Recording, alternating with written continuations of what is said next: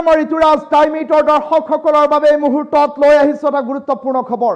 ডিমৰ এগৰাকী নিৰুদ্দিষ্ট মহিলাৰ বাবে কালিৰ দিনটোত দেখিবলৈ পোৱা গৈছিল 37 নং ৰাষ্ট্ৰীয় ঘাইপথ আবদ্ধ কৰি ছখন গাঁৱৰ শ মহিলাই এক প্ৰকাৰ প্ৰতিবাদমুখৰ পৰিস্থিতিৰ সৃষ্টি কৰিছিল ছটাকৈ দিন উকলি যোৱাৰ পাছতো কিয় বিনা কুঁৱৰ নামৰ মহিলাগৰাকীক আৰক্ষীয়ে উদ্ধাৰ কৰিব পৰা নাই তাক লৈ প্ৰশ্ন উত্থাপন কৰি এক প্ৰকাৰ প্ৰতিবাদমুখৰ পৰিস্থিতিৰ সৃষ্টি কৰাৰ মাজতেই এতিয়া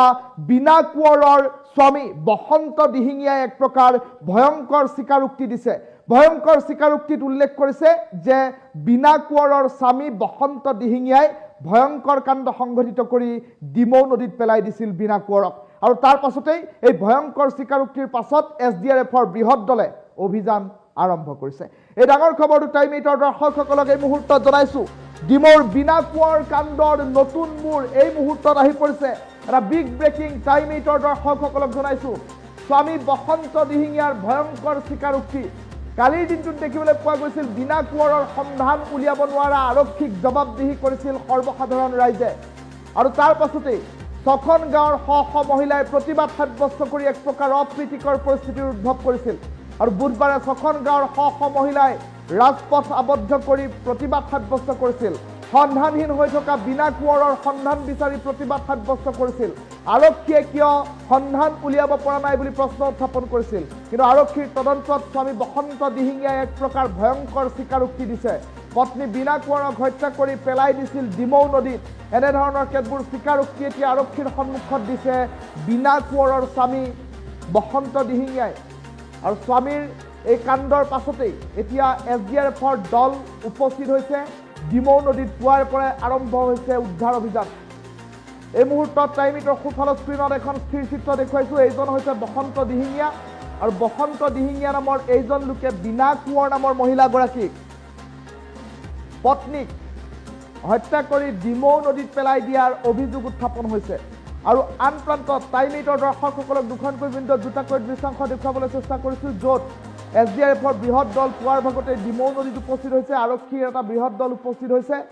আৰক্ষী অৰ্ধসামৰিক বাহিনীৰ উপস্থিতিত এছডিআৰএফৰ উপস্থিতিত ইতিমধ্যে ডিমৌ নদীত পুৱাৰে পৰা অভিযান আৰম্ভ কৰিছে নিৰুদ্দিষ্ট বিনা কুঁৱৰক বিচাৰি সমগ্ৰ ঘটনাক লৈ ডিমৌত এক প্ৰকাৰ চাঞ্চল্য অব্যাহত আছে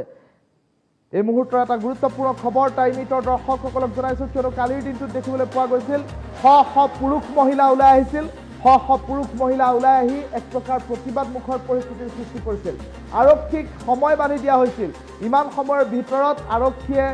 উদ্ধাৰ কৰি দিব লাগিব নিৰুদ্দিষ্ট বিনা কুঁৱৰক এনেধৰণৰ কেতবোৰ অভিযোগ উত্থাপন হৈছিল আৰু নিৰুদ্দিষ্ট বিনা কুঁৱৰক উদ্ধাৰ কৰি দিবৰ বাবে নিৰুদ্দিষ্ট বিনা কুঁৱৰৰ সন্ধান উলিয়াবৰ বাবে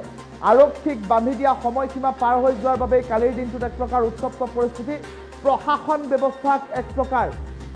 ধিক্কাৰ গৰিহণা দি বিনা কুঁৱৰৰ সন্ধান বিচাৰি দিবৰ বাবে আহ্বান জনাইছিল সৰ্বসাধাৰণ জনতাই কালিৰ দিনটোত হৈছিল তীব্ৰ প্ৰতিবাদ আৰু সেই প্ৰতিবাদ উৎকণ্ঠা মাৰ নৌযাওঁতেই এতিয়া আৰক্ষীৰ তদন্তত নতুন তথ্য আহি পৰিছে নতুন তথ্য এয়াই যে আৰক্ষীয়ে তদন্ত চলাওঁতে বিনা কুঁৱৰৰ স্বামী বসন্ত দিহিঙীয়াই কেতবোৰ কথা উল্লেখ কৰিছে শেহতীয়াকৈ বিনা কুঁৱৰ নামৰ মহিলাগৰাকীৰ ওপৰত শাৰীৰিক মানসিক নিৰ্যাতন চলাই অহাৰ অভিযোগ এইগৰাকী বসন্ত দিহিঙীয়াৰ বিৰুদ্ধে আৰু বসন্ত দিহিঙীয়াই অত্যাচাৰ চলোৱাৰ সমান্তৰালকৈ ডিমৌ নদীত পেলাই দিয়াৰ সন্দেহ প্ৰকাশ কৰা হৈছে ইতিমধ্যে আৰক্ষীৰ প্ৰাথমিক তদন্তত স্বীকাৰোক্তি দিছে আৰু সেই স্বীকাৰোক্তিৰ পাছতেই ডিমৌ নদীত এতিয়া এছডিআৰএফৰ নাৱেৰে অভিযান চলিছে এছডিআৰএফৰ বৃহৎ বাহিনীৰ দল উপস্থিত হৈছে আৰক্ষী অৰ্ধসামৰিক বাহিনীৰ দল উপস্থিত হৈছে আৰু তদন্ত প্ৰক্ৰিয়া ক্ষিপ্ৰতাৰে এই মুহূৰ্তত আৰম্ভ হৈছে আৰু এছডিআৰএফেও ডিমৌ নদীত অভিযান চলাইছে সেই অভিযানৰ দৃশ্যাংশ এই মুহূৰ্তত দেখুৱাইছোঁ ডিমৌৰ এই প্ৰান্তটোত এতিয়া এক প্ৰকাৰ হাহাকাৰময় পৰিৱেশে বিৰাজ কৰা পৰিলক্ষিত হৈছে দৃশ্যাংশ দেখুৱাই লৈছোঁ